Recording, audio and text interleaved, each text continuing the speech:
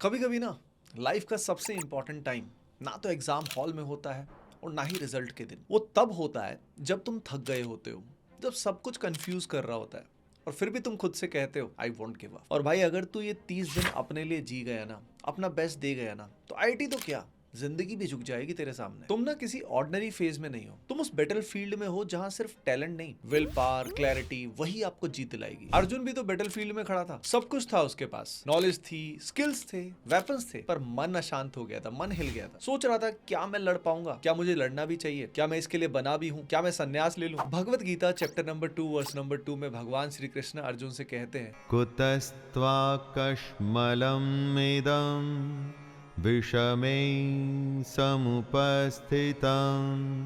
अनार्यजुष्टमस्वर्ग्यम् अकीर्तिकरमर्जुन।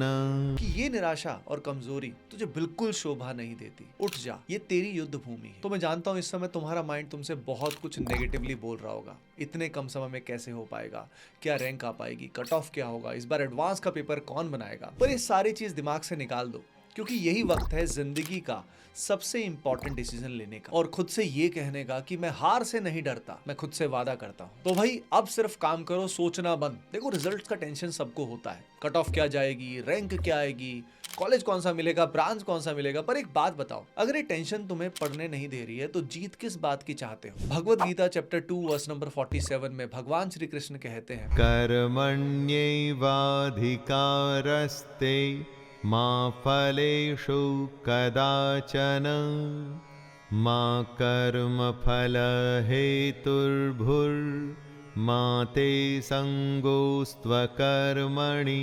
कर्मण्येवाधिकारस्ते माँ फलेषु कदाचन। तो भाई तेरा अधिकार है सिर्फ तेरे एक्शंस पर, तेरा कर्म पर, फल पर नहीं। तो भाई ये नेक्स्ट 30 दिन सिर्फ एक्शंस के नाम होगा। तो अब टाइम टेबल नहीं, एक्शन टेबल बनाने की जरूरत है। तो बस पढ़ना है फुल फोकस से, पूरे विश्वास से, और हर दिन बहुत सारे एडवांस लेवल के क्वेश्चंस करने हैं। रोज रात को सोने से पहले बस एक बात बोलना कि यार मेरा काम तो मेहनत का है, रिजल्ट तो भगवान का काम है। तो तुम्हारा स्ट्रेस वैसे ही 50% डिसॉल्व हो जाएगा। क्योंकि अब लॉजिकली भी सोचे तो बहुत सारे ऐसे अननेसेसरी फैक्टर्स होते हैं जो हमारे हाथ में नहीं होते। जैसे धोनी भी हमेशा कहता है ना, control the controllables. If you are able to control your mind, you can actually do a lot of things better in life. क्योंकि mind is the most powerful thing. We all think it's a physical, I am tired, I can't run more. It's the mind that is telling the body you can't run. सो भाई मन के जीते जीत है, मन के हारे हार है। So control your mind, control your destiny. जब तक तुम अपने मन को नहीं जीतोगे ना, तब तक दुनिया तुम्हें नहीं जीतने देगी। और भाई इस समय तुम्हारा सबसे बड़ा दुश्मन पता है कौन है?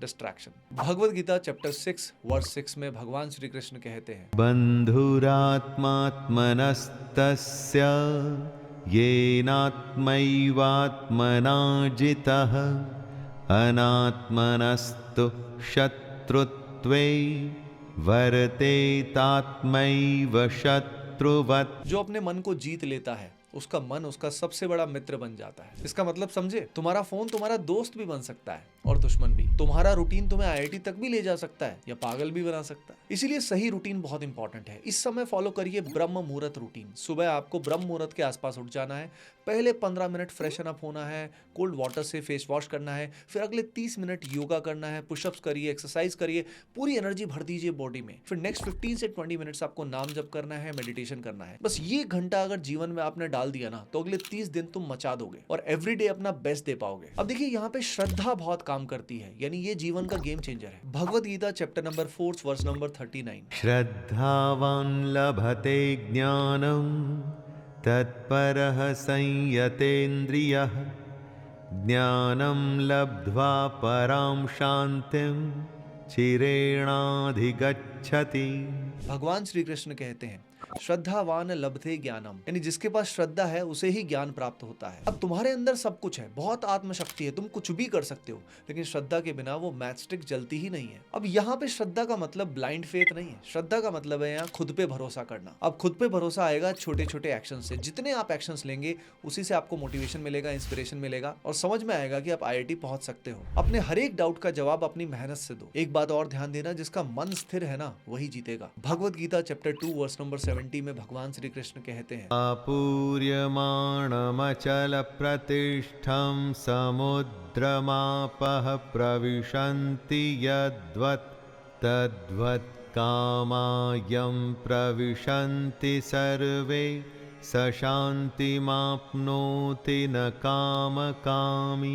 जिसका मन शांत रहता है वो कुछ भी अचीव कर सकता है। यानी हर मॉक टेस्ट, हर दिन का परफॉर्मेंस, देखिए इस जर्नी के अंदर अप डाउन तो होगा ही, लेकिन अगर तुम हर दिन अपने स्टेट ऑफ माइंड को बैलेंस कर पाओगे, चाहे आपका परफॉर्मेंस अप हुआ डाउन हुआ, आप ओवरऑल सॉर्टेड है, तो तुम फाइनल जंग जीत जाओगे। इसलिए जब भी आपको मन अशांत लगता है ना, आप 5 मिनट के लिए मेडिटेट करो, शांत हो जाओ, नाम जप कर सकते हो या प्योर साइलेंस रह सकते हो। ये सबसे फास्टेस्ट वे होता है खुद से कनेक्ट करने का। इससे माइंड को एंकर मिल जाता है और फोकस अपने आप सेट हो जाता है। इसके अलावा आप कॉन्शियस ब्रीदिंग भी कर सकते हैं, इससे भी आपका फोकस वापस आता है। ये 30 दिन ना तुम्हारे नेक्स्ट 30 साल को डिफाइन कर सकते हैं। तो तुम्हें बस एक काम करना है भाई, अपना माइंड वॉरियर मोड में डाल दो। तुम एक योद्धा हो और आईआईटी तुम्हारी युद्ध भूमि। तो क्या तुम रेडी हो जीतने के लिए? भाई कमेंट करो, I am a warrior, IIT is mine. Share करो अपने ऐसे दोस्तों के साथ जिनका मन हिल गया है। भगवान श्री कृष्ण तुम्हारे साथ है, बस अब तुम भी खुद के साथ खड़े हो जाओ। All the best and love you all.